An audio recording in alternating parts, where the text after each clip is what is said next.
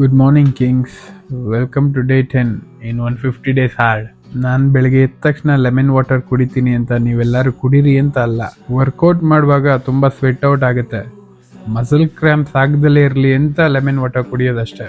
ಕೆಲವರು weight down ಮಾಡಬೇಕಾದ್ರೆ fasting ಎಲ್ಲ ಮಾಡೋಕ್ಕೆ ಶುರು ಮಾಡ್ತಾರೆ, ಕೀಟೋ ಡಯಟ್ಗಳು ಫಾಲೋ ಮಾಡ್ತಾರೆ. ಕೀಟೋ ಡಯಟ್ ಅಂದರೆ ಲಿಕ್ವಿಡ್ ಡಯಟ್ ಶುರು ಮಾಡೋದು, ಕಾಪ್ಸ್ನ ಫುಲ್ಲು ಕಟ್ ಡೌನ್ ಮಾಡಿಬಿಡೋದು.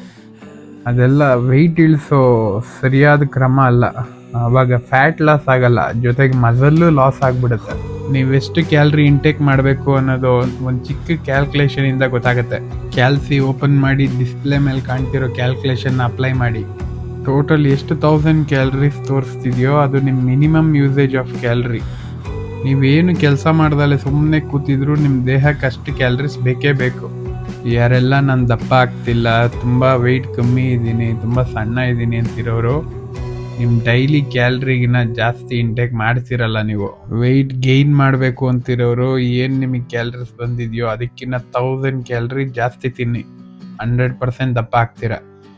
ಯಾರು ವೆಯ್ಟ್ ಡೌನ್ ಮಾಡಬೇಕು ಅಂತಿದ್ದೀರೋ ರೆಕಮೆಂಡೆಡ್ ಕ್ಯಾಲರೀಸ್ಗಿನ್ನ ಜಸ್ಟ್ 300 ಕ್ಯಾಲರಿ ರೈಸ್ ಮಾಡಬೇಕಷ್ಟೆ.